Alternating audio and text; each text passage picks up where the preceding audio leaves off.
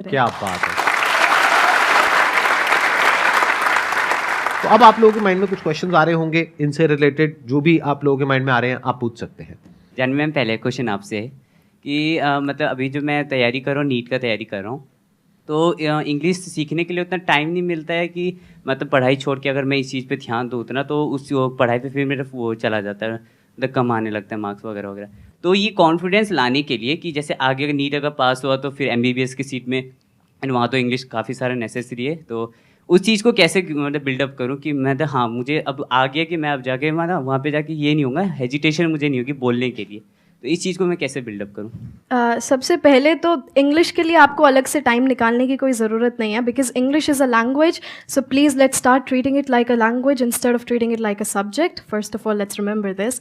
दूसरी बात, ये जो हेजिटेशन आती है ना आपके अंदर, ये इसलिए आती है क्योंकि हमने इंग्लिश को एक बहुत बड़ी चीज़ बना देते हैं हम कि अरे इसको इंग्लिश आती है, इंटेलिजेंट होगा, तो हमें इसलिए लगता है कि वहाँ पे हेजिटेशन है। तो no, English is just a language.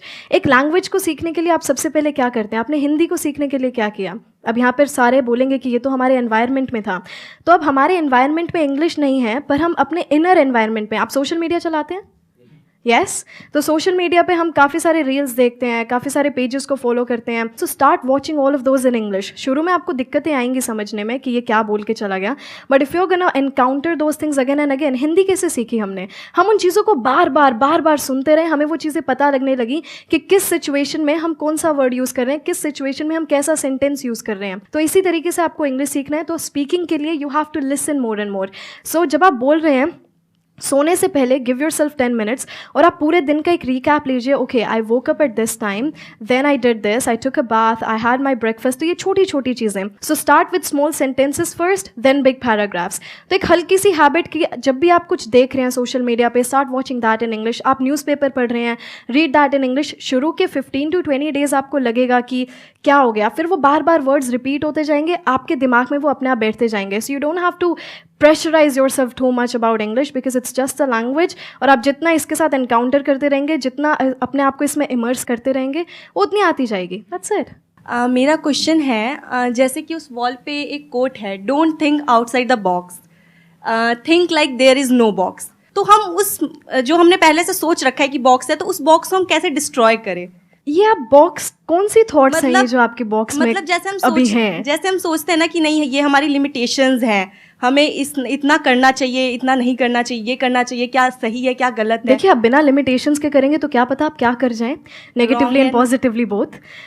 Limitations हैं कि आप इससे बाहर नहीं सोच सकते। सोचने की कोई दरिया नहीं होता कि ठीक है आपको सिर्फ यहाँ तक सोचना है, बट हाँ आपको अंदर ये सेल्फ कॉन्फिडेंस भी होना चाहिए कि मैं इतना सोच रहा हूँ तो मैं ये काम कर भी सकता हूँ। मेरे पास वो सेल्फ कॉन्फिडेंस है, मेरे पास उतनी नॉलेज है, या फिर मैं उतनी नॉलेज बिल्ड कर सकती हूँ कि मैं जितना सोच रही हूँ ये काम मैं कर सकती हूँ या नहीं। सो बॉक्स जैसा कुछ नहीं होता, think outside the box, there is no box. You know, आपकी थॉट्स की कोई लिमिट नहीं है, और आपकी जो आपका सक्सेस है उसकी भी कोई लिमिट नहीं है। बट वन थिंग, हमारे अंदर कॉन्फिडेंस की जगह ओवर कॉन्फिडेंस आ जाता है। इतना बड़ा सोच लिया, कर तो लेंगी, हमारी पूरी ज़िंदगी उस सोचने में निकल जाती है। वही मैं कहती हूँ जो मैंने अभी आपको भी बताया था कि हम अपने फ्यूचर के बारे में सोचते हुए हम अपने प्रेजेंट को एस्केप कर देते हैं।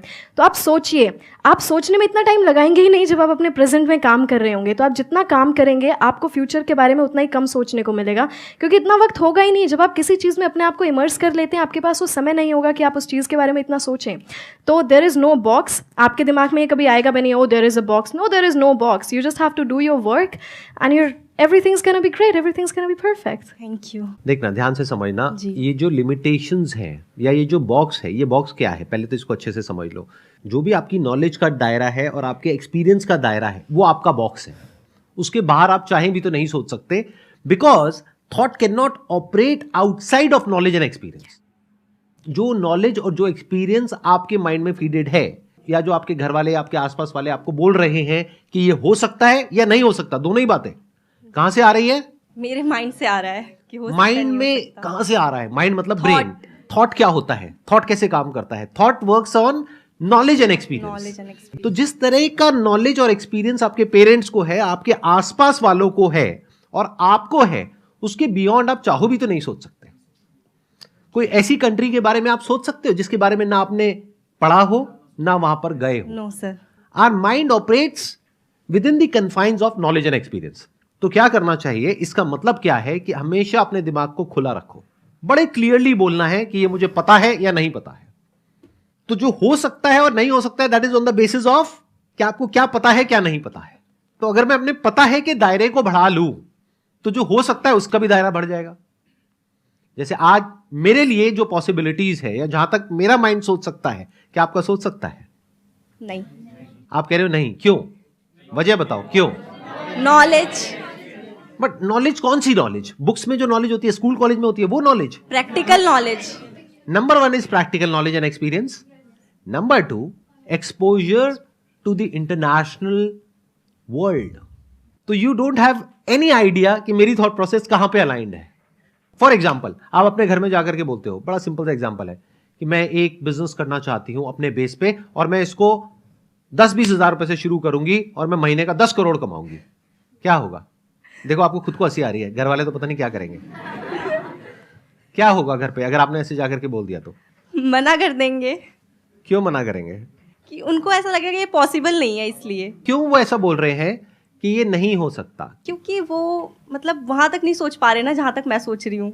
आप भी कहां सोच पा रहे हो? ये तो मैं सोच पा रहा हूं, आप भी कहां सोच पा रहे हो? एक मिनट रुको। देखो वो क्यों नहीं सोच पा रहे, क्योंकि उन्होंने अपने आसपास में क्या देखा है कि बिजनेस कैसे होता है। इंडिया में अगर आप ज्यादातर देखोगे बिजनेसेस कैसे होते हैं, पैसा लगा करके पैसा कमाया जाता है। पहले बहुत बड़े पैसे की इन्वेस्टमेंट करी जाती है, और वो जो पैसा लगाया जाता है उसमें बहुत बड़ा रिस्क होता है। तो पहले तो हमने अपने आसपास में यही देखा है, तो उनका एक्सपीरियंस यही कहता है। नॉलेज बिजनेस से रिलेटेड कहीं कुछ है ही नहीं। स्कूल में कॉलेज में थोड़ा बहुत बिजनेस स्टडीज पढ़ लिया, वो बिजनेस थोड़ी ना होता है। स्टार्टअप क्या होता है, कैसे होता है, इस दुनिया के बारे में तो कुछ पता ही नहीं। तो जब पता ही नहीं तो वो वही बोलेंगे ना जहां तक उनको पता है, और जो नहीं पता है वो बोल देंगे नहीं नहीं नहीं नहीं नहीं, नहीं मत करना, बिल्कुल मत करना। अब सवाल उठता है आपका, जी। आप कैसे सोच पाओगे वहां तक? अगर ऐसा कुछ हो जाए तो बुरा है या अच्छा है? नहीं, अच्छा है, बुरा नहीं है। क्यों? क्योंकि अगर कोई बिजनेस में स्टार्टअप हम कर रहे हैं तो ये बुरा थोड़ी है। अब अगर आपको अपनी थॉट प्रोसेस को ऐसा बनाना है, तो यहाँ पे अब 2 चीजें समझने वाली है। एक तो ये कि अगर आप किसी और की थॉट प्रोसेस चेंज करना चाहते हो तो उसके ऊपर आपका कंट्रोल 0% है। तो अपनी थॉट पे दिमाग लगाओ ना, कि अपने आप को ऐसा बनाओ कि आप कन्विंस कर सको। लेकिन आपको कन्विंस करने के लिए क्या करना पड़ेगा? पहले अपने दिमाग को इस लेवल पे लाना पड़ेगा